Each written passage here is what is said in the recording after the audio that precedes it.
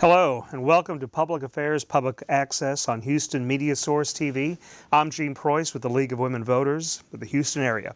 Thank you for joining us, and if you would like to call in, we welcome your phone calls. If you want to look us up on the website, remember this, lwvhouston.org. If you're on Facebook, it's LWV Houston, Twitter at LWV Houston. And if you're into the hashtagging LWV Houston, that's easy to remember. Tonight we're going to talk about education. At the start of Texas's 86th legislative session, Governor Greg Abbott presented his State of the Union address, and that was on Tuesday. One of the prominent issues in the government's agenda is education. He stated, "This session, for the next few months, we have a unique window of opportunity to tackle some challenges that have plagued Texas for more than a generation. Our mission," he said, "begins with education, begins with students." He said we have to pay our teachers more. We have to put incentives to get effective teachers into the schools. He wanted to create a Texas where every student is reading at grade level by the time they finish the third grade, where a child, he said, regardless of their zip code, receives a quality education, and where every student graduates with more than just a diploma. He also called for, quote, "new investments in education and reducing Robin Hood through property tax reform." And these and others were emergencies, he said. Almost a year ago, teachers in West Virginia went on strike for nearly a month. Other strikes happened in Oklahoma, Kentucky, Colorado, and other states. Bus drivers in Georgia and university faculty in Virginia. While teacher pay certainly played a pivotal role in the discontent, issues such as class size, support staff, school budgets were also causes for frustration. Now, Texas avoided much of these strikes. Texas, however, has not escaped controversy and criticism on educational issues, including school funding and finance.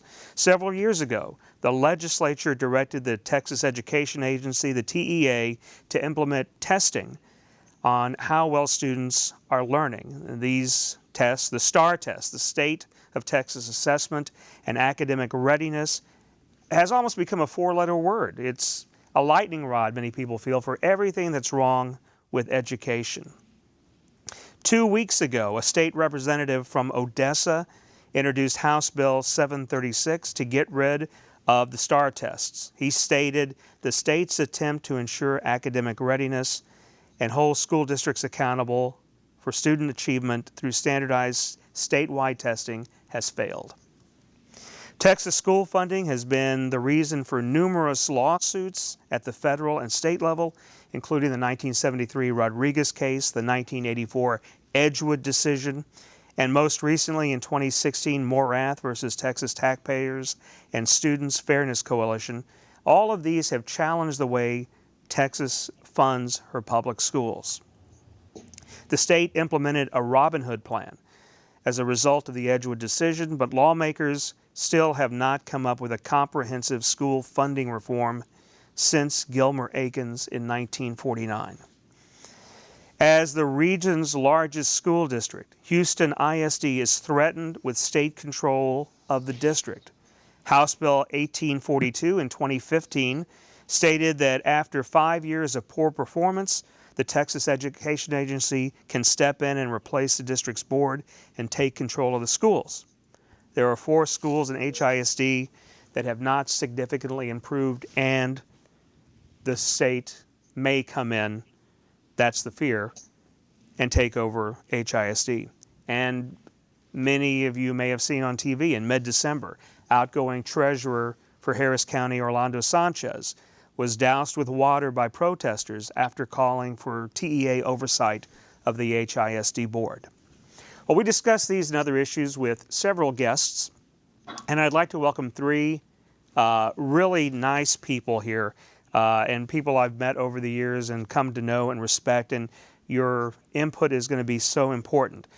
I mentioned that you could call in if you have questions. The phone number is 713-807-1794. Let me introduce our guests. Juliet Stepech, Director of the Houston Mayor Office of Education. Mayor Turner implemented this a number of years ago. Prior to that position, she was Associate Director of the Richard Tapia Center for Excellence and Equity at Rice University. She was an HISD trustee from District 8 from 2010 to 2015, serving as the board vice president and then president. She's a daughter of Argentinian and Mexican immigrants growing up in the East End of Houston, where we are today. She's a graduate of the High School for Law Enforcement and Criminal Justice, graduated from Rice University with highest honors, and earned the Joseph Cooper Prize for the most outstanding policy studies student. She's a graduate of UT Law School and is a shareholder at Nagorny and Stepech. Lawrence A. Allen Jr. is a current member of the State Board of Education representing District 4 in Houston. He was elected to the State Board of Education in 2010, where he has also served as a vice chair of the Committee on School Finance and the Permanent School Fund. Mr. Allen holds 3 degrees from Prairie View A&M University and is a third-generation professional educator, beginning his career as a teacher at Lanier Middle School. Then he served in administration at Jesse H. Jones and Jack Yates and at Dowling Middle School. He's currently Director of Special Projects for HISD, and his mother, Texas Representative Alma Allen, also served on the State Board of Education in the same seat her son now occupies. And joining us through the magic of the internet is Thomas Ratliff, who was elected to the State Board of Education in 2010, where he served as a member and vice chairman until 2016. He served on the Committee for School Finance and the Permanent School Fund as well. He was awarded the Golden Deeds Award by the Texas Association of School Administrators to honor any professional who has, through actions and deeds, improved the educational system in Texas to enrich the lives of all Texas public school students. He replaced Don McElroy of Bryan, the dentist who was the central figure of the 2009-2010 battles over the social studies TEKS curriculum changes. One organization credited Ratliff with helping to, quote, usher in one of the most productive and cooperative periods in the history of the State Board of Education. Today, he's a governmental consultant with the Ratliff Company. Mr. Ratliff is from Mount Pleasant and is the son of former State Senator Bill Ratliff, who served in the Texas Senate for 16 years and was Lieutenant Governor from 2000 to 2003. Welcome to all 3 of you. I'm so very honored to have you. This is my inaugural show on this side of the microphone with the League of Women Voters. And I want to thank Linda Cohen, the president of the League of Women Voters in the Houston area, for asking me to take over so she can move on to some other things. And I'm glad that you agreed to join me. So I'm going to ask you some questions, and some of them might be kind of tough. As I said this in the intro here, there's some tough questions that we're going to face, our voters are facing with educational issues. So I'm going to ask each of you to start, and we'll start with Thomas, since he's far away. Distance means something. Why is education important? Well, absolutely. I think, any civilized society has got to focus on public education, or education in general, both public and higher education. And you can see in our state's budget, the percentage of the budget that goes towards education is a significant part of it. So nobody doubts the importance of it. I think the divide starts with, what do you do about it, and what kind of resources do you put towards it, and who do you trust to implement it? And that last part, I think, is where you see the largest divide between the federal level, the state level, and the local level. Juliet? Education is critical for any community to be prosperous. It's the great social equalizer. It is a cornerstone of democracy. And so we know that it is a way for children from all different circumstances, if they have access to a quality public educational opportunity, the sky's the limit. And so we want to ensure that Brown Vertus's Board of Education continues, that we do not have schools that are separate and unequal, and that every child can have access to a rich educational opportunity, which is good for the city of Houston, the state, and the nation. nation. Well, it is not a question necessarily of us. We have to invest in our future, and we have to come up with a better, more reasonable way that is aligned with, I would say, the Texas Constitution, as well as the moral imperative to do what is right. Yes, I believe that the school system will determine the quality of life for all of the citizens in that city based on the growth intellectually, the growth visionary aspects, those who can solve problems, those who can work with others, having an opportunity to interact with all ethnic groups, people from all over the city when you're young, and growing up in that kind of environment prepares you to lead. It prepares you to be a part of something bigger than yourself. And so our educational institutions give us more than just academic knowledge, but they give us an opportunity to interact with individuals to prepare to do great things in the world today. I think those are all great answers and great responses. And I want to ask, you mentioned something about the federal, state, local level, and I think a lot of people don't realize that all three have input onto how our schools are run. Now, Juliet, you're in a brand new office. The position, the mayor's Office of Education, was created, and you're the first person to hold that. So some people may not know what your job entails, what your position, what your role entails. Can you shed some light on that? Yeah, it's a new role because the mayor understands that the key to Houston remaining a prosperous, dynamic city is having talented, wonderful youth, and young and old, but everybody having access to educational opportunities. So when this office was started, he wanted something that was going to be transformative and innovative, and so he said, can you assist in having an office that's going to support the collaboration, communication, and coordination amongst the various educational entities that exist in this space?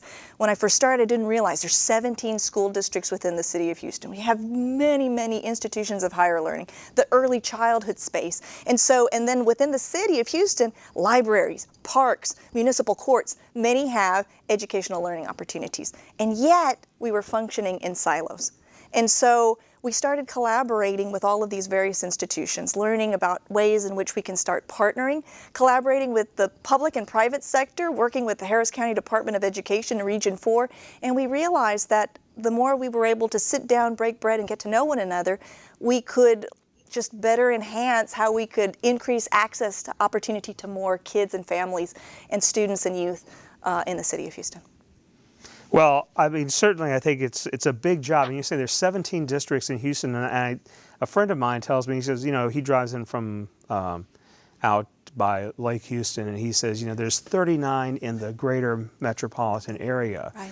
And we tend to think of HISD because it's the largest in the district and it's the largest in the region. Right. But there are so many other school districts. Do they all face the same problems? Well, I think when you say do they face the same problems, do they face the same challenges? Yes. Yes, I think if you trying to frame that in the sense that the dynamics of education is the same everywhere you go. You have high achievers, you have students that need additional assistance, you have students with tremendous special needs, and all communities are reflective of that same concern. How do we reach every child? Anytime you say we're going to educate every child, then you face the same challenges because language differences. I think I heard someone say that there were over 200 languages even spoken in the Houston Independent School District, and that's not including the greater Houston area. Teacher recruitment and retention is going to be an issue with all school districts. The rate of students going into higher ed to become educators is a concern for all school districts. Just getting what we call an associate teacher or a substitute now in our school districts is very difficult. Teacher pay is always a challenge. And so you will always see districts vying to have a higher salary in that first year so they can attract teachers into their district because it's now almost a numbers game, and we're really running hard trying to get the best teachers in the classroom, but that means these 39 school districts are also trying to do the same thing. So we're used to now driving all over Houston. As you said earlier, you called an Uber. So people are very mobile today. They're not just staying home locally. So it's a very competitive market. Now, if you put in the charter schools, you can see how competitive it is to have an excellent teacher in front of your children every day.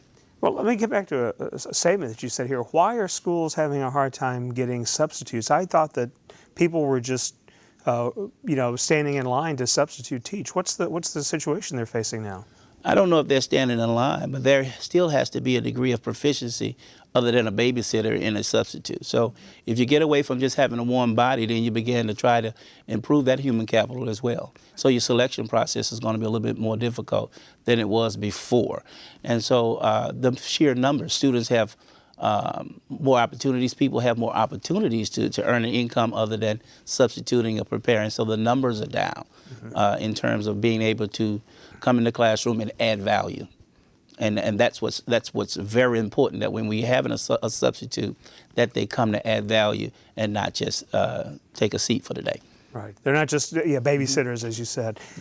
Thomas, in your work, you look at education issues from much broader than just a Houston perspective in the state. What are some of the issues that you see that people are concerned with about education around the state?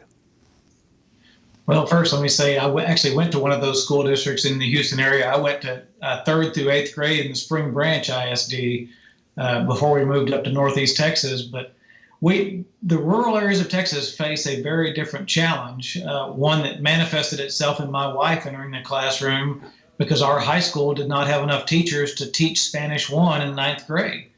And so she entered the classroom on an emergency local certificate because you can't find teachers that teach Spanish that will do it on a part-time basis or a full-time basis. So in some ways we have the exact opposite, and in some ways we have the exact same challenge that the urban areas have, which is a supply of quality professionals that want to enter the classroom. There are a lot of people that want to do it, but there are probably not as many folks that you would want to do it if it was your kid sitting in that classroom. I think that's an excellent point. Teacher training has long been an issue at the state level, that the state has said, whether it be governors or individual legislators, and I think even the president has said something, maybe not the current president, but the other presidents have said that teacher training is a big issue.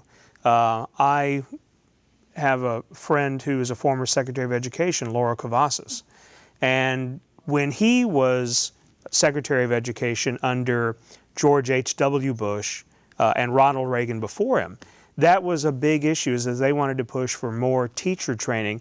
Is this still an issue? It sounds like it is. It is, yes, very much so. I think the thing is, it's interesting because you look at demographic shifts, you look at changes at job opportunities, and it's like we're trying to still frame a system based on kind of an antiquated model. So it's like women have in the past, that was like, and for people of color, some of the coup de grace highest levels of opportunity was being an educator in a classroom.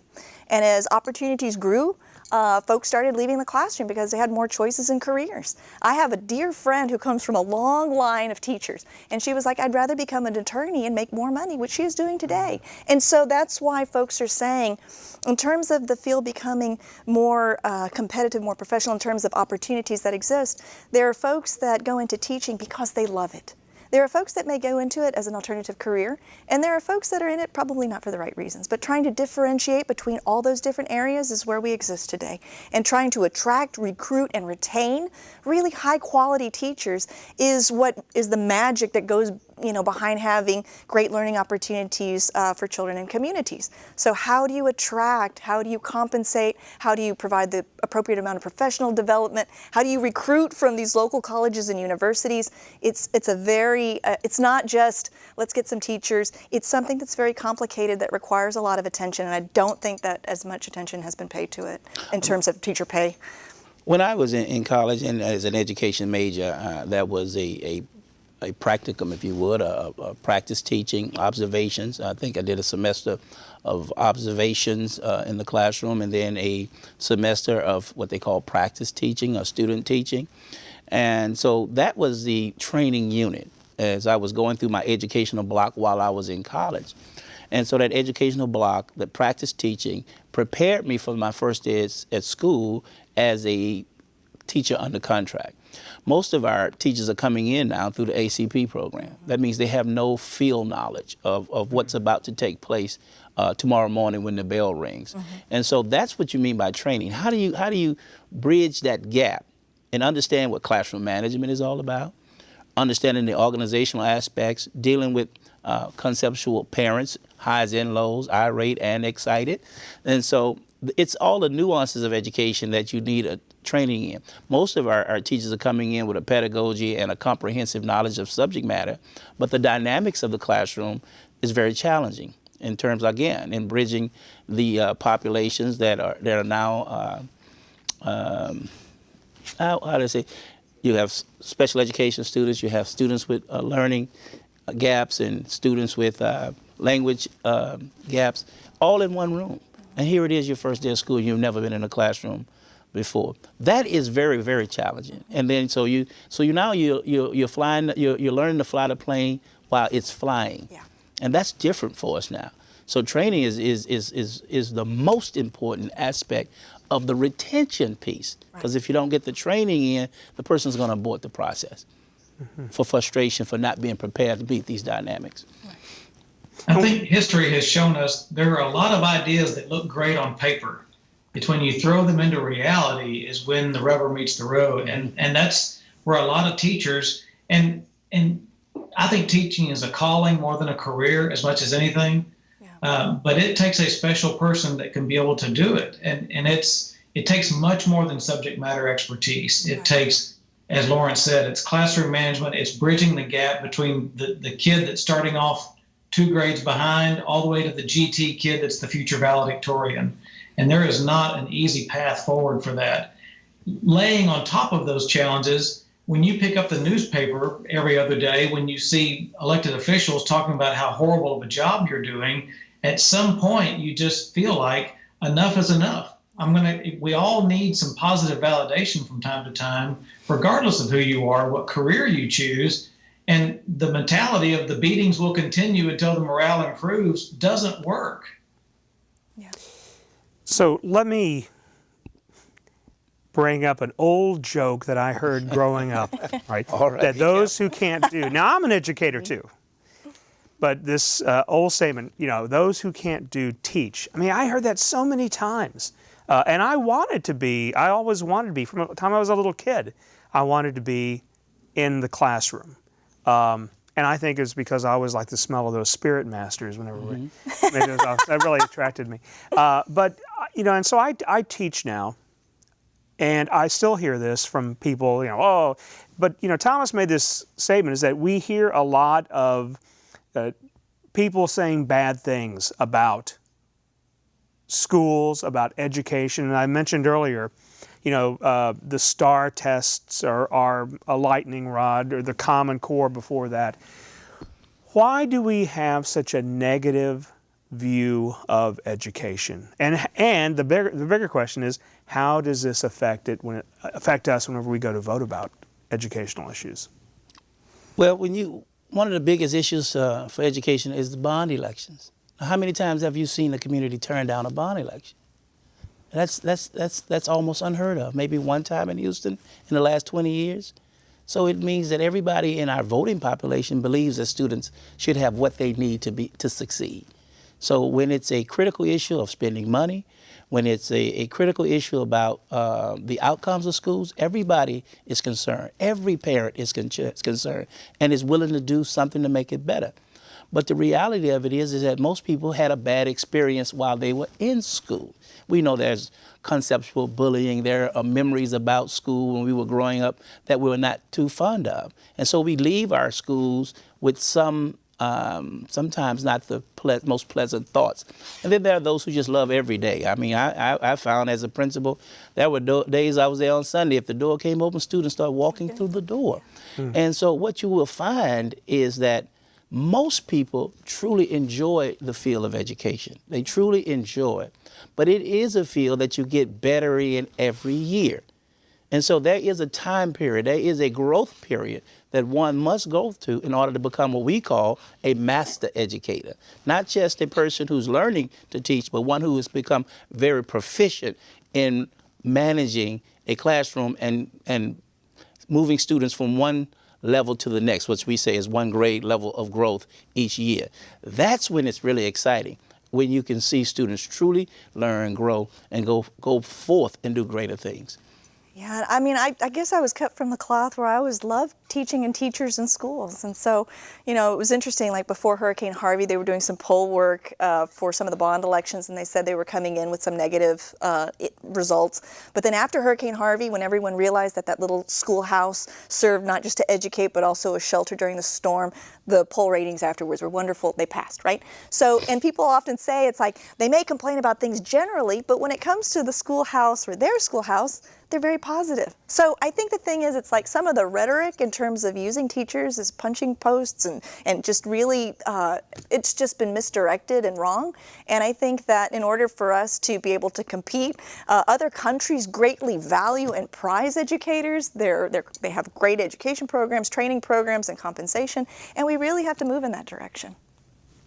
To take your quote, I have a different version. When I got elected to the state board, my wife gave me a shirt that said, "Those who can teach, those who can't make laws about teaching."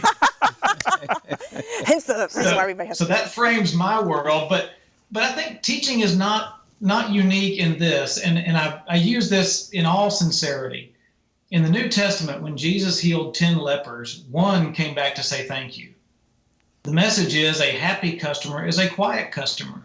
And so, yes, we hear a lot of negative attitudes about education generally, but to reiterate a comment just made, when you talk nationally or on a statewide level, public education doesn't get very high approval ratings. But the more local you get, those ratings go up and up and up because they all have a personal connection with the teacher in the classroom, the counselor, the principal.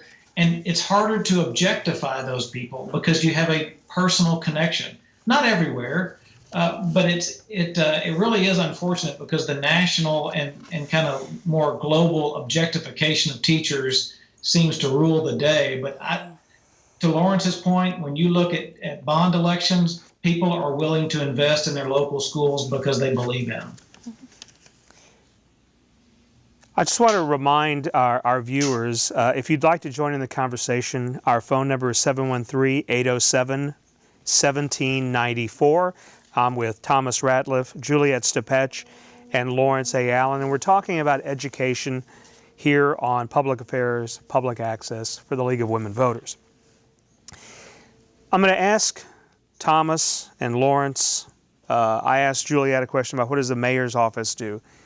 Tell us about the State Board of Education. This is something that gets a lot of criticism. It's in the, my professional magazine said Texas is changing its standards again as far as history is concerned, just in this month in the news.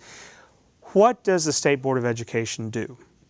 I think the key word that you said is certainly standards, and that's the expectations in setting the standards on what students learn from K through 12. Many people will ask that question and say, well, I don't know what the State Board does. But when you are in the first grade, what you learn on the first day of school is determined by the State Board of Education in terms of its the standards. When do you learn your alphabet? When do you learn your phonics? When do you learn algebra? When do you learn calculus? All those things are decided by the State Board of Education. And I think that's the most powerful piece. I said to someone one day, I wrote my son a letter. I wanted to express some things to him because I wanted to just let him know how I was feeling about his sojourn in high school. And I gave him the letter. I wanted him to have it and go over it. And he gave it back to me and said, Dad, I can't read cursive. Okay? That would have been unheard of 25 years ago. Everybody was made to learn to write cursive and to read in cursive. But because we don't use cursive, I was using a skill that was old hat to me and something that he couldn't comprehend. That shows you how powerful the State Board of Education is because they make a determination of what the citizens, what the persons of Texas are going to learn from K to 12. From K to 12. So you would see how important the State Board of Education is. The school district is going to say how we're going to teach it, but the State Board is going to say what you're expected to teach. Was that okay? The only constitutional duty the board was given was to manage the permanent school fund, which isn't very sexy, and it's kind of, nobody really talks about it much, but those investments are what fund the instructional materials budget for school districts across the state. So it is an important role, but in my mind, it's second in nature to what Lawrence just described, which is graduation requirements and standards. And one of the things that I'm most proud of that Lawrence and I worked on together was in years past, the standard had been, or the goal had been, to make sure that those standards could be taught in a school year. Right. And we decided that being taught isn't the goal. The goal is for kids to master that content in a school year. And so we made a subtle change in the requirements in the standards because we wanted to make sure we weren't just having an auctioneer up at the front of the classroom getting through or racing through the standards, but making sure kids all across the spectrum do master those skills, because if they're not mastering it, what's the point of it? I want to disclose something. I was a part of the recent process on revising school social studies curriculum standards, the streamlining process. And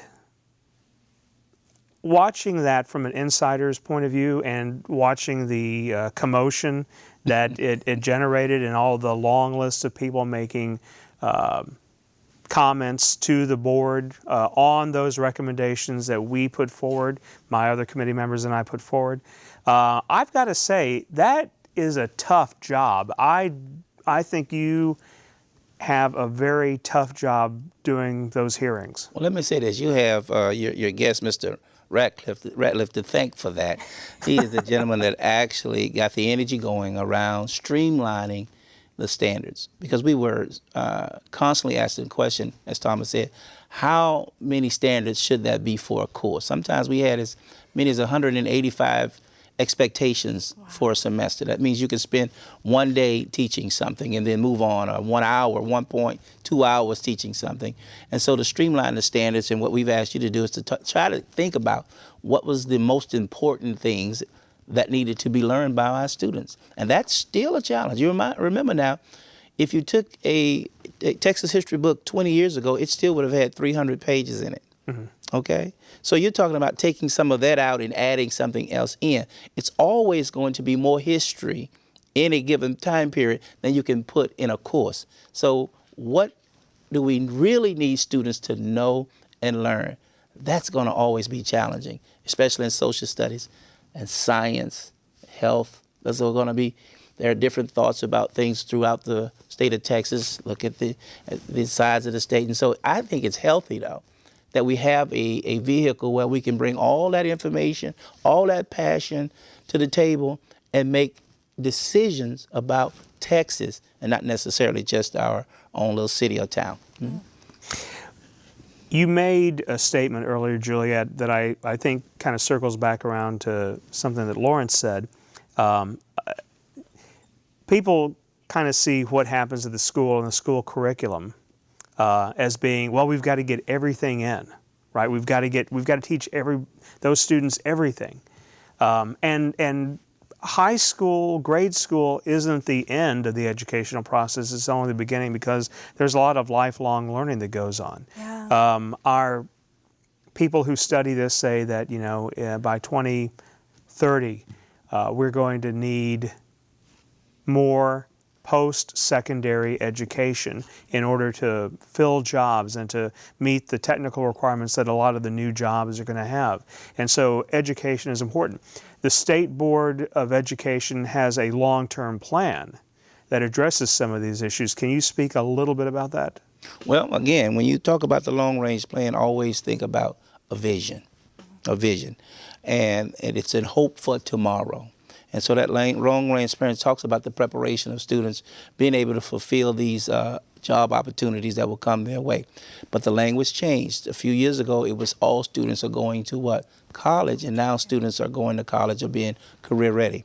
What do we see now occurring in our high schools? More and more students in the early college programs, more and more students in the IB programs, more and more students engaged in courses that prepare them to move swifter through the high school years to prepare for careers beyond their high school days. And so what we see is now a teaming of the community colleges, the local colleges, and everybody getting our workforce ready and not just leaving it on the high school. 20 years ago, it was the high school's responsibility. Right. But now that community college piece is that P16 piece is really, really important, that we look at what the 4-year degree is going to bring an individual in terms of life's earning. What is that associate's degree and certificate going to do for an individual in terms of life income over a period of time, and then being able to manage and sustain your family. And I think what we see now is that schooling is not K through 12. It is now P16. Mm-hmm. And that's some of what you're doing, right? You're looking at that bigger, broader, lifelong learning. Well, I would tell you, having the opportunity to speak with some of the most outstanding experts in this area and looking at, the importance from 0 to 4 in early childhood and talking about brain development. That's what babies have the most neurons, and the importance of making sure that all children have access to a quality early childhood education that sets the stage, because that 3rd grade reading score is so important. And then looking at how that impacts everything from, this serve and earn and learn, return type dynamic that, tries to make sure that a child is going to be prepared for the K through 16 level. And so, but we also know that we've got to be more creative in terms of also looking at the opportunity youth that exist in our community. There are 111,000 kids in the Houston area, or I should say young people between the ages of 16 and 24, that for one reason or another, they're not in school and they're not working. And so we just have to come up with more creative ways to be able to engage all communities, given the diversity and the dynamic changes that have taken place in the last 40 years. Well, in Houston, we are pretty well set. We've got 2 very large community college districts. We have, and several other junior colleges in the areas. We have some of the largest school districts in the state here. But in rural areas of Texas, Thomas, they don't have those junior college or those community colleges in many areas. How are they addressing long-term education? Well, luckily, my small town has Northeast Texas Community College. But you're right. There is a gap there, and I will tell you, the community and junior colleges are probably the most undervalued asset in the state of Texas, because they truly do bridge the gap. Look, when I graduated from high school in Mount Pleasant, Texas, I went to the University of Texas, and I lasted 2 semesters, and I was out. And I had to figure out life after that and got my feet back under me and went forward. But the community and junior college transition is invaluable, especially with the kids that Lawrence was talking about, the early childhood, early college, high school. Mm-hmm. Taking the coursework is only part of college. Living on your own, moving out of the house, learning which days are laundry days and how to keep your refrigerator with. It's more than just sitting at a desk in a classroom.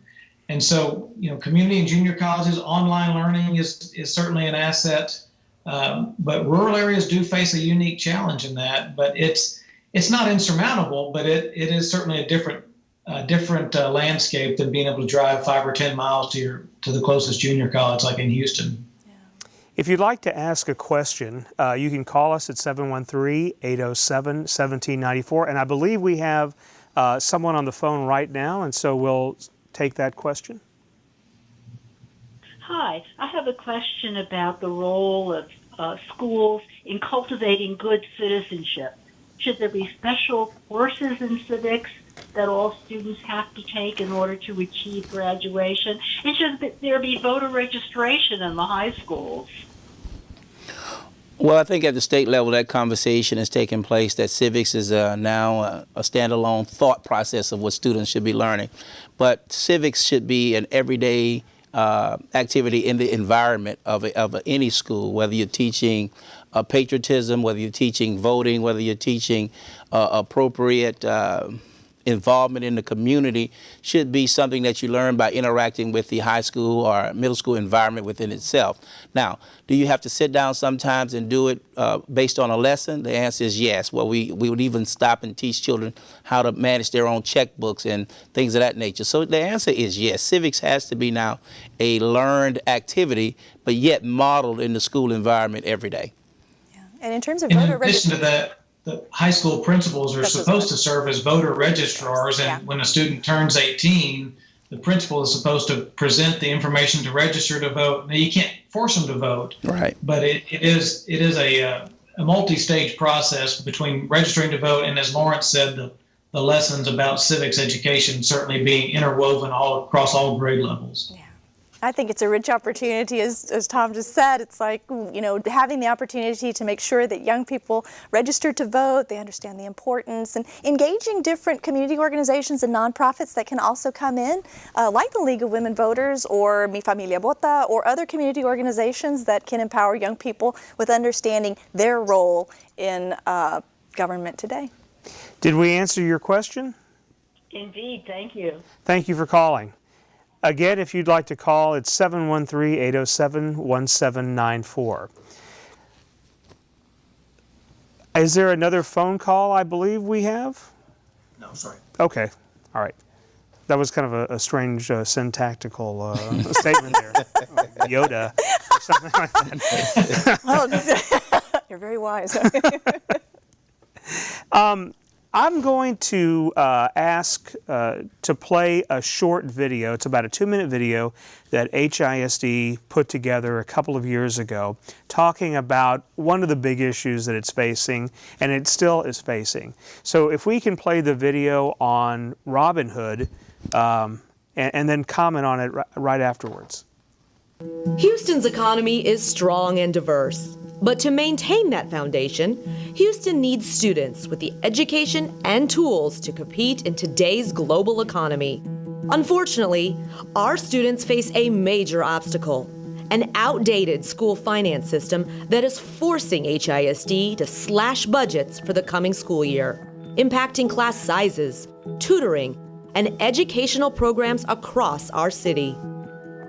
It's all because HISD is subject to sending $162 million of local property taxes to the state. On November 8th, local voters will be given the option of authorizing the $162 million payment, which would be made in the form of attendance credits. If authorized by voters, HISD will begin making annual recapture payments for the foreseeable future. If voters don't authorize the purchase of attendance credits, then the Texas Education Agency will detach commercial property from HISD and reassign it to the tax rolls of other districts, unless the Texas legislature makes changes to the school finance system when it reconvenes in 2017. For more information, visit HoustonISD.org/recapture. Okay, I don't think that website works anymore, but that I thought was a very powerful video that kind of encapsulates. We've been talking about recapture for a long time. Thomas, your father was one of the people that came up with Robinhood plan as a way of addressing some of the inequities in school funding. We fund our schools based on property tax, and as areas go through gentrification, industry comes in and goes out, those property taxes rise, the property values rise and fall, and so that affects how we fund our schools. Now, the state is supposed to put in some money, but we've seen over the years, I know at universities, when I was going to school, the state was paying about 60% of a state university's budget. Today, they're paying less than 20%. And I was at a meeting at HISD a couple of months ago, and I think as far as the state contribution to HISD or schools budgets isn't much higher than that. So what is Robinhood, and why was it brought up, and what does it mean? So I won't forget that Thomas is on Skype, and I'd like to hear from him because I know he has a unique perspective on that question, and then we'll follow. Unique doesn't quite cover it. Very Yeah, intimate. I guess if my father is Robin Hood, that makes me Little John. Yeah, he's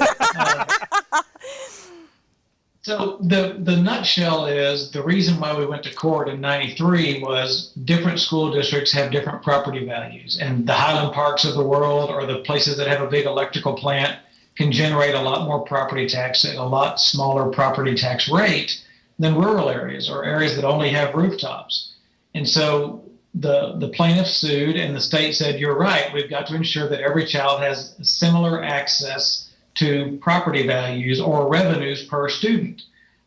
So recapture was born, and it basically is, at the time, and this is something that people don't remember or some current elected officials like to forget, when Dad wrote the plan in '93, less than 36 school districts, about 33 school districts, paid recapture. Yeah. Today it is over 300 school districts. Yeah. And it's not magic. The formulas work.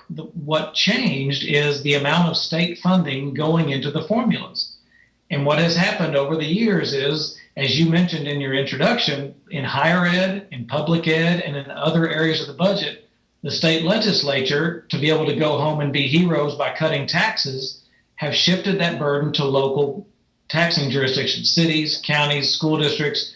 They've deregulated tuition for colleges to make the college boards of regents the bad guys by raising tuition rates. Mm-hmm. It all has one common denominator, and that is the size of the state budget and the men and women that run for the legislature that aren't willing to vote to adequately fund these programs. It's not magic. Yeah. Now, politically, it's very difficult for some of them, but that's what's going on with Robin Hood, with higher ed funding, across the board. And in terms of like making the adjustments for the allotments as well, it's like you've got a cost of education index that hasn't been adjusted in decades, right? Or also the transportation amount was last set like in 1983 or 84. And so it's like those things need to be updated and adjusted to the cost of inflation, so that way there's an appropriate, adequate amount of funding that the state can provide to assist local public schools as well.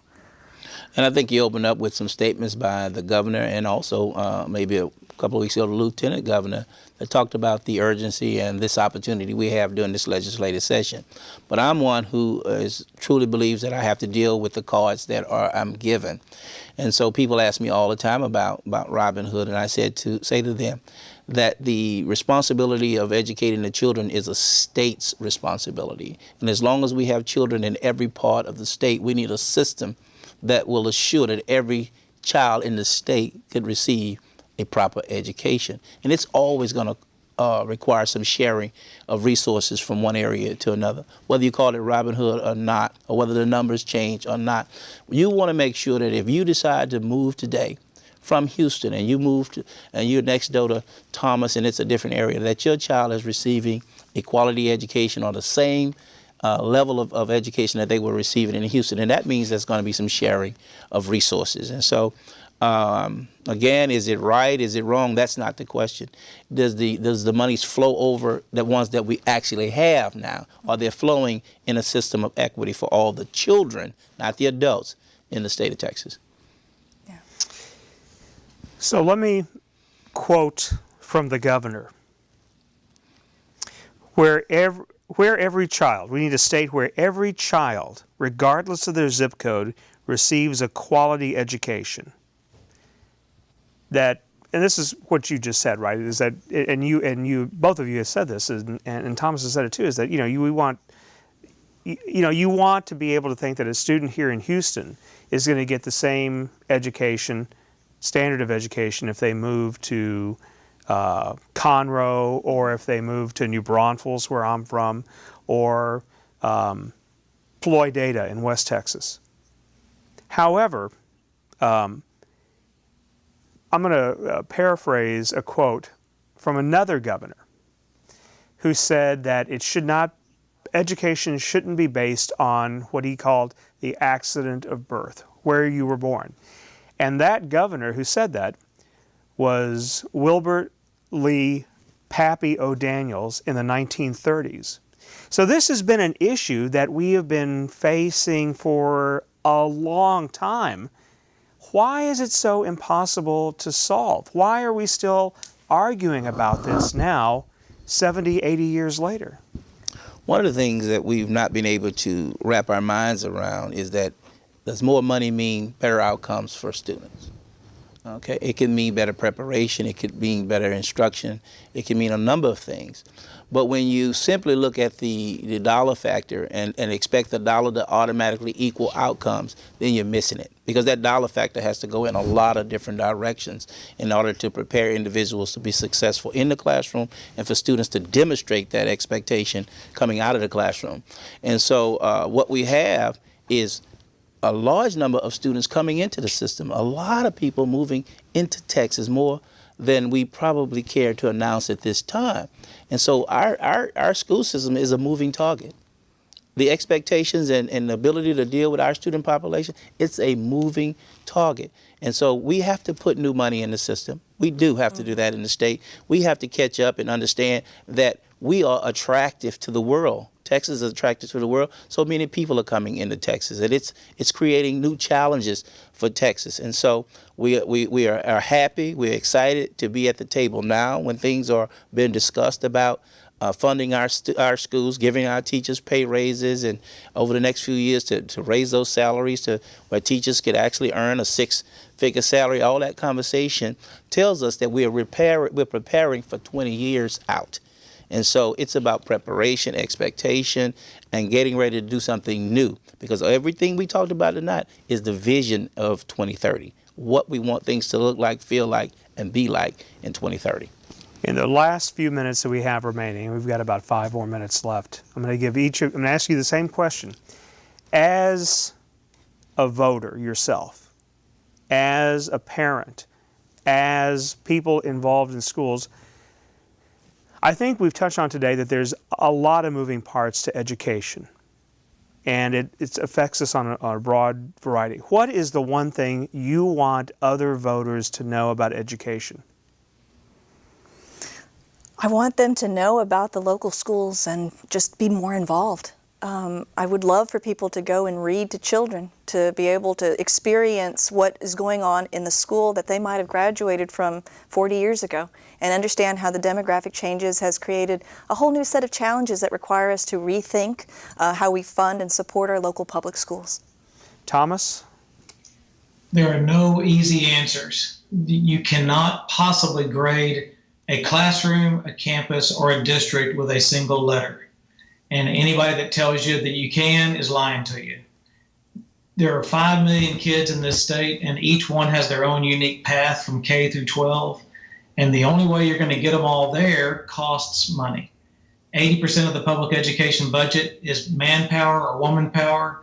And it's not an easy cut and dry buzzword business. And so if you see reports or if you see easy solutions, be skeptical, because there are none for this kind of a dynamic and huge organization. The one thing I want our citizens to know is that in all of our schools, I believe there are pockets of excellence. There are pockets of excellence. And every school I've ever been in had something that they could actually hold their head up and say, we're proud of our drama team, we're proud of our English department, we're proud of some aspect, and maybe we're working in another area. So to grade schools and to put something out front to say this is a low-performing school because of a dynamic hurts that school from being attractive and having a strong student population. So we just need to use diagnostic tools to work on students' outcomes and learning and get away from the punitive aspects. And I think all of that negative conversation or thoughts about schools can change when we stop trying to punish our way to excellence. Absolutely. So I've got a minute or two left. And one thing is, I want to remind our viewers is that we have a runoff election pending here in Houston, and that's for State Representative District 145. And we're waiting on the governor to set the date of the runoff election. And here on Public Affairs, Public Access. We'll try to keep you updated. We're on for, not on for again for another month, but hopefully something will have happened by then, because the legislature doesn't meet very long, and this is an important issue, and it's things like education that are important, but they seem to be they don't attract the attention. And that's why I'm so glad that you're on the show now. Now, here is one thought, one sobering thought, and we talked a little bit about this earlier, is a number of people who actually do vote.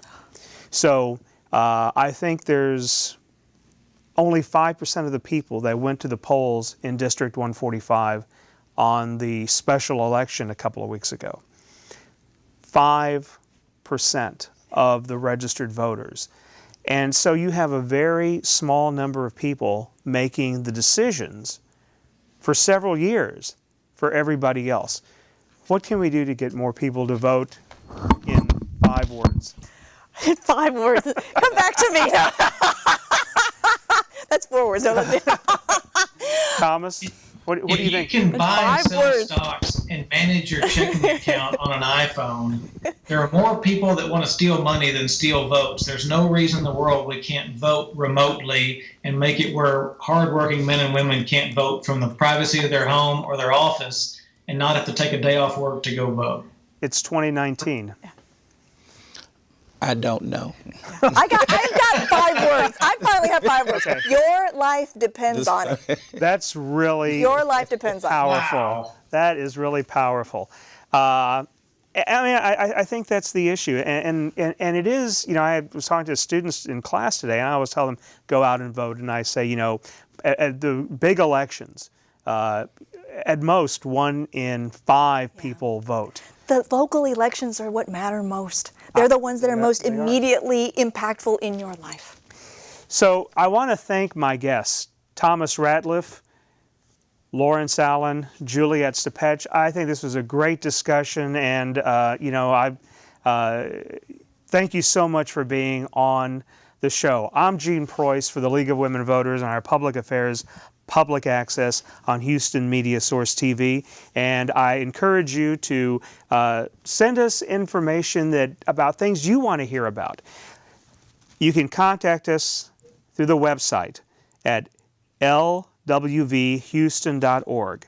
On Facebook, LWV Houston, Twitter at LWV Houston.